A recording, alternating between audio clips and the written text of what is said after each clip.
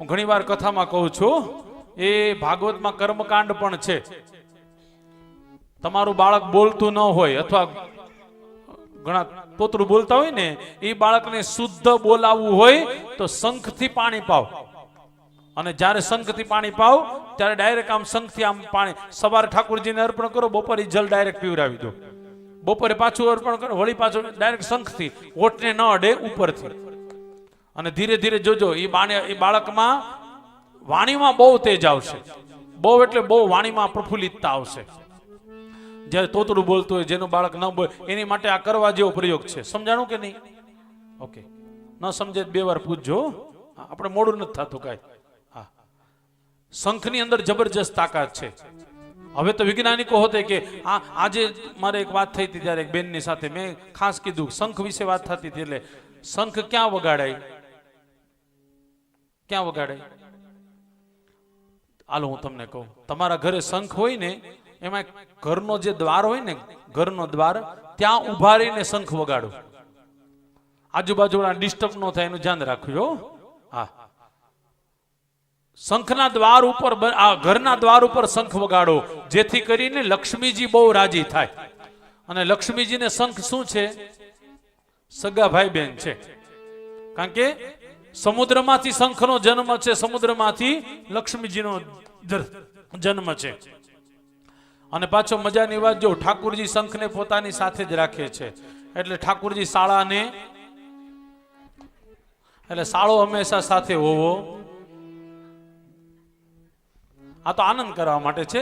પણ વાસ્તવમાં ઘરનું બારહાક હોય, દરવાજો હોય, ત્યાં શંખ વગાડો, લક્ષ્મીજી રાજી થાય. જેના ઘરે લક્ષ્મી ટકતી ન હોય, એના ઘરના દ્વાર ઉપર શંખ વગાડવો જોઈએ. આ મને વાંચવામાં થોડું થોડું આવતું જાય એટલે કહેતો જાવ. પછી મંદિર પાસે પણ શંખ વગાડવો જોઈએ.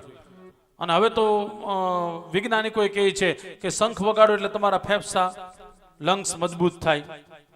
હવે આપણા વડીલો તો કેટલા વર્ષોથી, પણ સાયન્સ કે તો માન્ય, વડીલ કે એ કઈ માનવાનું. અને ઈમાનદારીથી કહું છું, અમારા એક મામા છે, રસિક મામા, યાદ કરવા જોઈએ, આજે જેનો મેસેજ હતો. શંખ વગાડતા આપણને રાજી થાય. ઓહો, કેટલું ખેંચી શકે. કાશીની અંદર એક માણસ છે, 3 મિનિટ સુધી શંખ વગાડી શકે, નોન સ્ટોપ. અને પ્રધાનમંત્રી નરેન્દ્ર મોદી ત્યાં ગંગાજી આરતી કરવા ગયા, ત્યારે એ વ્યક્તિએ નોન સ્ટોપ શંખ વગાડ્યો. અત્યારે યુટ્યુબ ઉપર મળે, 3 મિનિટ ને 3 મિનિટ કરતા વધારે આખો એ શંખ વગાડી શકે. બહુ અઘરું છે સાહેબ, આટલો બધો શંખ વગાડવો. પેલા તો શંખ વગાડવો જ અઘરો, એમાં લાંબુ ખેંચવું એનાથી પણ અઘરું. જવા દો, આપણે નવા કોર્સ નકર ચાલુ કરવા પડશે પાછા. પણ કથા છે, ભગવાન ઠાકુરજી ધ્રુવજીને પોતાના ગાલ ઉપર શંખ લગાડ્યો. ધ્રુવજીને પૂછે છે ભગવાન, ધ્રુવજી કઈ જોઈએ છીએ? હું બહુ રાજી થયો છું, આવડો બાળક મારું તપ કરે, હું બહુ રાજી થયો છું. ધ્રુવજીએ કીધું, ભગવાન મારે કાંઈ જોતું નથી. ભગવાને કીધું, તું ન માગે તો પણ મારે આપવું પડે. હું વરદાન આપું છું કે આજથી લઈ 36,000 વર્ષ સુધી તારે પૃથ્વી ઉપર રાજ્ય કરવાનું છે. 36,000, 36,000. બીજું કે મૃત્યુ પછી પણ તમે કાયમ માટે અમર થઈ જશો. એટલા માટે આકાશમાં ધ્રુવનો તારો છે ને, એ વાસ્તવમાં આ ધ્રુવજી મહારાજ. સમુદ્રમાં કોઈ ખોવાઈ ગયા હોય તો દિશા ક્યાંથી નક્કી થાય? ધ્રુવના તારાથી. બીજું, ધ્રુવનો તારો રાતે તો દેખાય, દિવસે પણ દેખાય. મુંબઈ વાળા નો દેખાય હો, ધુવાડા દેખાય. અહીંયા આવ્યા તો દેખાય જાય નાસિકમાં.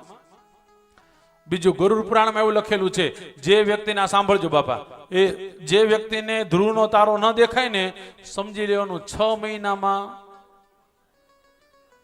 આજથી જોવાનું ચાલુ કરી દેજો. બધાને કામે લગાડી દીધા. ના ના, બહુ ઉપાધિ ન કરી, એનું કામ કરે, આપણું મોજ ન કરીએ.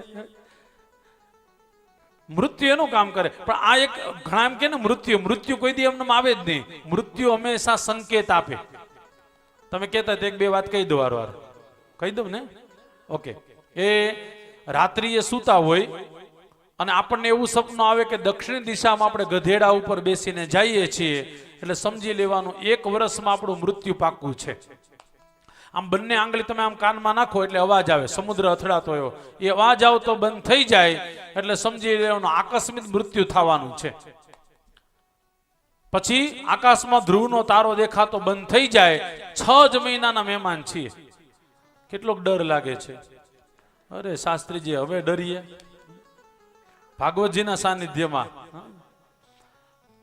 હજી એક વાર કહું, શંખ હોય ને, શંખ એમાં હોતે અવાજ આવે, ખબર છે? એ અવાજ આવતો બંધ થઈ જાય તો એ સમજી લેવાનું બહુ શોર્ટ ટાઈમમાં આપણું મૃત્યુ છે. આ બધા મૃત્યુના સંકેતો આપણે ત્યાં બતાવ્યા છે, મહાભારતમાં બતાવ્યા, ગરુડ પુરાણમાં બતાવ્યા છે, પણ અહીંયા થોડું વિશેષ બતાવ્યું છે. ભગવાન કહે છે ધ્રુવજીને કે તારું ઉત્તર દિશામાં કાયમ માટે સ્થાન મળશે અને લોકો તને પ્રણામ કરશે. સપ્ત ઋષિઓ તારી પરિક્રમા કરશે. આજે હોતે ધ્રુવના તારાને કોણ પરિક્રમા કરે? 7 તારા, સપ્ત ઋષિ છે. સતત એની પરિક્રમા ચાલુ જ હોય.